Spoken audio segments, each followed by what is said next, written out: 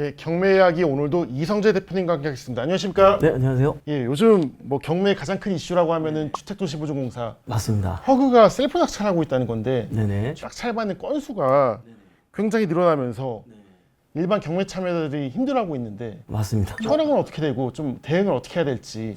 네. 일단은 저희도 허브가 이렇게 하는 걸 저도 경매 인생에서 처음 봤습니다. 그래서 요번에 발표한 이후에 지금 벌써 2달 새 기사에 나와 있는 내용처럼 700가구가 넘게 허브에서 가져갔는데요. 사실 내년에까지 10,000개를 공급한다고 했는데 든든 전세로 요거는 이제 상품화해서 나오게 한다고 했는데 지금 아직 700개밖에 못 했거든요. 앞으로 갈 길이 먼 것 같고요. 이 부분에 대해서 이제 우리가 어떻게 판단을 하고 생각을 하면 좋을지 여기 나온 것처럼 서울 빌라 낙찰률 34.4% 연중 최고 뭐 요거 때문에 분위기가 조성이 된 건 아닌가 생각할 수도 있는데 사실 지금 부동산 시장이 좋습니다. 원래도 역세권 개발과 관련한 어떤 정부 정책 여러 가지 내용들 좋은 내용들이 많은 과정 가운데 또 이런 이슈까지 있다 보니까 낙찰률이 높은 거지 꼭 허그 쪽에서 이런 어떤 액션이 아니었어도 지금 분위기가 좋을 만한 상황이었다. 그리고 지금 허그에서 낙찰을 많이 바꾸는 게 있는데 사실 저희 우리 교육생분들도 열심히 지금 도전하고 있거든요. 보니까 한 10개 중에 2건 정도는 확실히 허그에서 가져가는 것 같아요. 그래서 평상시 같으면 당연히 그것도 낙찰받아 올 물건인데 그런 조금 어려움은 있다. 이렇게 좀 설명을 드리고 싶습니다. 제가 그 경매 물건을 쭉 보니까 되게 대항력 있는 임차인 물건을 추천하시는데 네네. 되게 보증금이 높아요. 네네. 생각해보니까 지난 급등기 때 이제 그때 임대차 계약을 맺었기 때문에 보증금이 상적으로 높은데 이런 경우 입찰, 낙찰 전략을 어떻게 해야 될까요? 일단은 지금 매매 시세보다는 그때 전세 보증 금액이 낮아야 되겠죠. 예. 예를 들어서 이런 거죠. 전세 보증금이 3억인데 매매가가 2억 5천이에요. 그럼 지금 내가 낙찰받는 게 의미가 없잖아요. 그죠? 그러면 무조건 패스해야 되는 건 아니고 요걸 가만히 기다리다 보면 이 임차인들이 경매에 대한 상황을 이해합니다. 그러면서 임차인들이 뭐라고 하시냐면 그 현재 대항력을 갖추고 있는 이 3억을 내가 포기하겠다. 그냥 낙찰이 되면 낙찰에 대한 우선 변제권만 주장하고 그러니까 낙찰된 거에서 돈을 받고 나머지는 안 줘도 된다. 그러니까 2억 3천에 낙찰돼도 되니까 들어와라. 뭐 이런 의미로 대항력을 포기하고 이렇게 나오는 경우들이 있어요. 그러니까 그것도 무조건 넘길 게 아니라 좀 지켜보다가 다시 그런 상태로 경매 물건으로 나오게 되면 도전하면 또 다른 또 블루오션 시장이 되지 않을까. 그러나 지금 현재 이런 경우는 많긴 많습니다. 전세가 3억이었는데 지금 매매가가 2억 5천. 그런 게 많죠. 많긴 합니다. 근데 뭐 예를 들어서 대원 외고 근처라든지 또 역 근처 주요 입지 같은 곳들은 빌라 시장도 아파트 못지않게 회복하고 있는 상황이기 때문에 전세 보증금보다는 또 높은 물건들도 있기 때문에 함께 보시면서 도전하시면 좋을 것 같습니다. 이와 연계돼가지고 전세보증보험 얘기인데 네, 공시가 126% 룰이 있잖아요. 맞아요. 낙찰받고 팔면 좋은데 뭐 자이든 타이든 전세를 놓을 수 있으면은 126% 공시가 룰을 좀 생각을 할 수밖에 없잖아요. 맞아요. 이런 거에 대해서 대응한 전략이 있다면 또 어떻게 봐야 될까요? 야, 그게 있어요. 126% 때문에 사실은 이 빌라 시장의 끌어당김, 오히려 더 금액을 낮춰지게 되는 이런 분위기가 조성이 됐는데 이게 지금 매물이 없어가지고 오히려 126%를 받고는 있지만 플러스해서 월세로 몇십만 원을 받는 동네들도 의외로 많이 있습니다. 왜냐하면 현실은 126%는 예를 들어서 1억 5천이에요. 근데 지금 주변 시세와 분위기로 봐서는 2억 2천에도 충분할 것 같은데 나머지 부족한 7천만 원에 대해서는 월세로 환산해서 추가로 이렇게 월세로 반전세 개념으로 받고 있는 경우도 있다 보니까 조사를 해보면 꼭 126%만 그거에 대해서 그냥 주인이나 임차인이 서로 이렇게 인정하고 계약을 꼭 맺는 건 아니구나 라고 생각을 하면서 조사를 해보면 의외로 뭐 1억 5천 플러스 50만 원 이렇게 받는 것들도 있기 때문에 충분히 여력이 있지 않을까.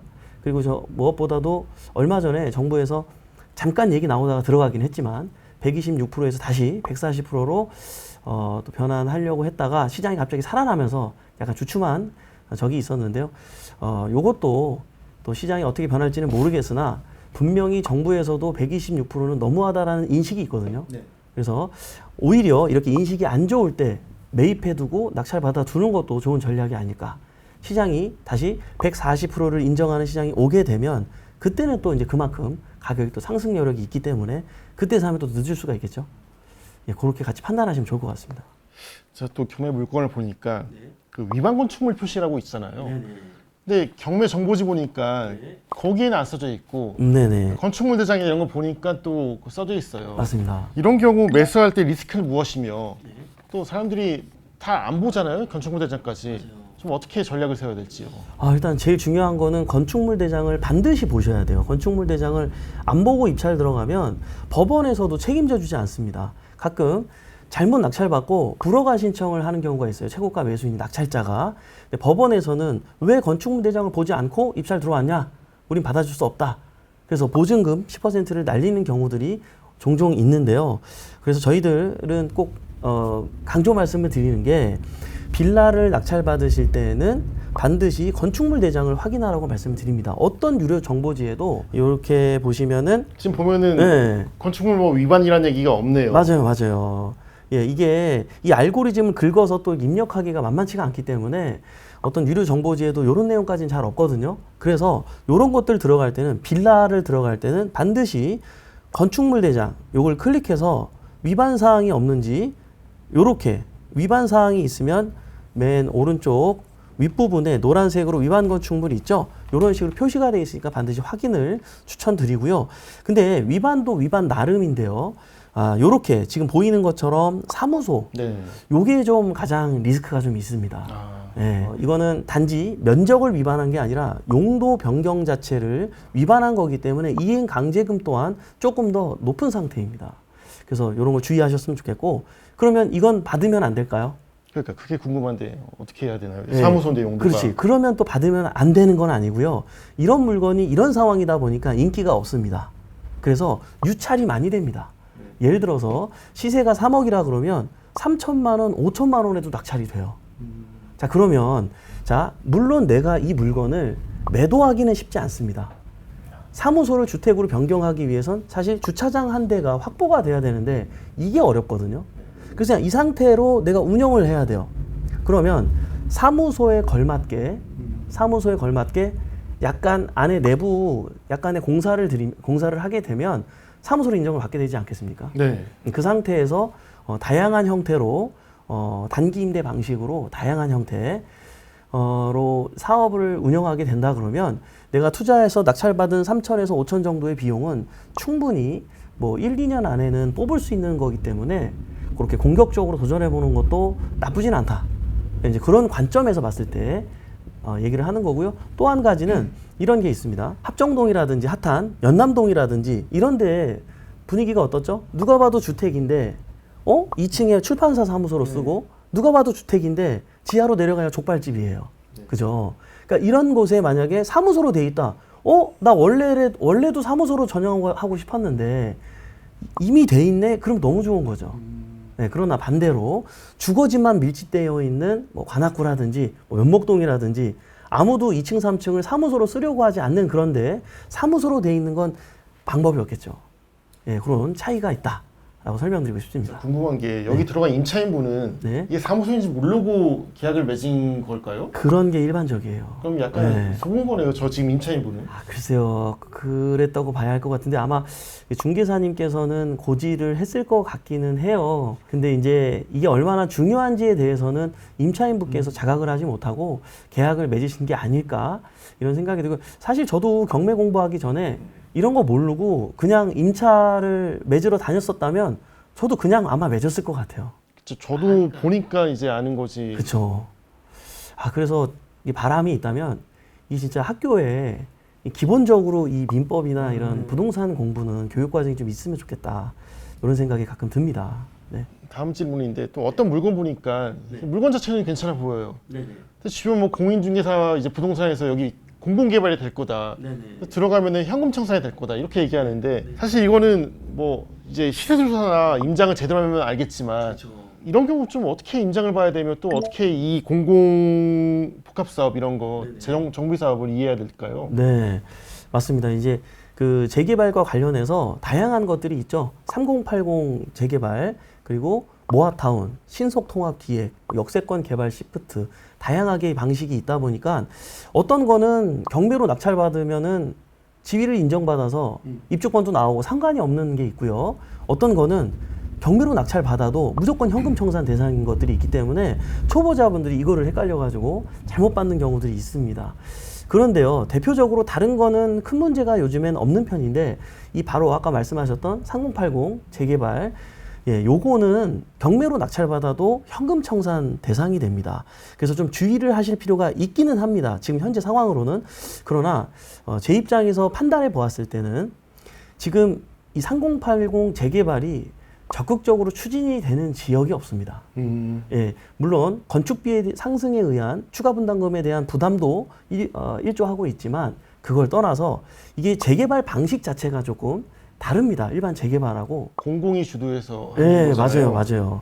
그래서 그런 부분에도 좀 어려움이 있었어요. 요거는 이제 문재인 정권 때 생긴 재개발 사업인데요. 그때는 10년 동안 재개발을 못 하다 보니까 많은 이제 노후주택들이 이거라도 하기 위해서 신청을 많이 했었습니다. 그런데 박원순 시장이 이제 나오게 되면서 오세훈 시장이 들어오면서 신속통합기획이 생긴 거죠.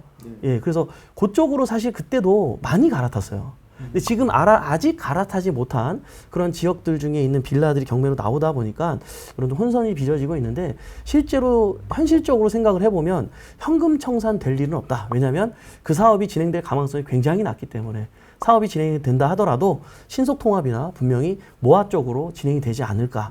이렇게 사료가 되기 때문에 그런 거를 낙찰 받아두는 것도 장기적인 투자 관점에서는 나쁘다고 보지 않습니다. 다음 질문으로 이제 서울 일부 지역이면 반지하 많잖아요.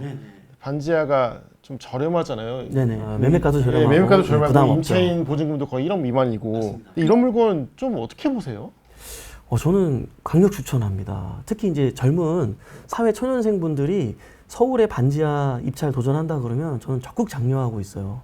아까도 미리 한번 말씀해 주셨는데 사건 번호가 2023 타경 5176번 이렇게 지하 나와 있고요. 금액 또한 9,500만 원 감정가면 뭐 1억 이하 공시지가 이게 일 거기 때문에 이런 물건들은 다주택자분들도 취등록세 1.1%밖에 안 내고도 매입할 수 있는 좋은 물건이죠. 자, 그러면 이런 것들 물론 대항력이 있는 임차인 때문에 가격이 떨어진 거긴 한데요. 특별하게 문제가 없다 그러면 이런 것도 장기 투자용으로는 나쁘지 않다고 봅니다. 그러나 역세권 개발 시프트를 조금 더 노려서 봤으면 좋겠는데요. 요거 잠깐 지도를 한번 볼까요? 네, 여기 지금 위에 파란 박스로 그려 있는 것이 지금 경매 물건지고요. 밑으로 조금 내려가게 되면 응암역이 있습니다. 자, 지금 현재 역세권 개발 시프트와 관련된 사업 내용이 역으로부터 250m 미음자 박스 안에 있는 곳들은 역세권 개발 시프트 대상지가 되기 때문에 땅의 신분을 4단계나 종상향의 혜택을 받다 보니까 갑자기 4층짜리 건물이 50몇 층, 40몇 층의 혜택을 받을 수 있는 물건이 될 수도 있는 거거든요. 사실 이 물건은 250m로부터는 조금 떨어져 있기는 합니다. 약간은 아쉬운데 사실 350m 안에는 들어와요. 자, 재봤더니 그래서 이런 것들은 더블 역세권 이상 지역에서는 350m까지도 역세권으로 보기 때문에 그런 관점에서 약간 아쉬움이 있지만 예를 들어 얘기한 거니까요. 이렇게 역 근처에 있는 물건들은 꼭 개발 시프트 혜택을 못 받더라도 대부분의 사람들은 역 근처에 사는 걸 선호하기 때문에 나중에도 자체 다른 개발이 이루어지더라도 나쁘진 않다. 특히 지금 역세권 개발 시프트 혜택을 가장 발빠르게 많이 받고 있는 지역들이 어디냐면 메세나폴리스, 임영웅 씨가 사는 합정역 주변 일대가 지금 뭐 7구역, 8구역 할 것 없이 적극적으로 지금 추진이 되고 있는데요. 아마 합정역이 역세권 개발 시프트 혜택을 받고 막 건물들이 이렇게 올라오는 것들을 자꾸 보게 되면 다른 역 근처에 있는 빌라, 요런 혜택을 받는 지역들도 들썩들썩 하게 될 겁니다. 저기는 지도 보면은 약간 변두리잖아요. 저 잘 모르는데 매입을 낙찰을 받으면은 세를 줘야 되잖아요. 그렇죠. 제가 좀 나가나요? 저는 반지하도 제가 반지하는 안 살아봐가지고. 진짜 진짜 이 질문 많이 듣는데요. 그 지방에 계신 포항에서 올라오신 분이 그러더라고요. 아니 세상에 사람이 반지하에 어떻게 사냐고. 저는 몰랐어요. 서울에만 살아가지고 지방에는 반지하가 없다면서요. 네, 그러겠네요. 땅이 넓고 네. 뭐 그러니까 굳이 반지하를 지을 필요가 없잖아요. 서울은 좁은 곳에 너무 많은 사람이 살고 있다 보니까 반지하가 있는데요.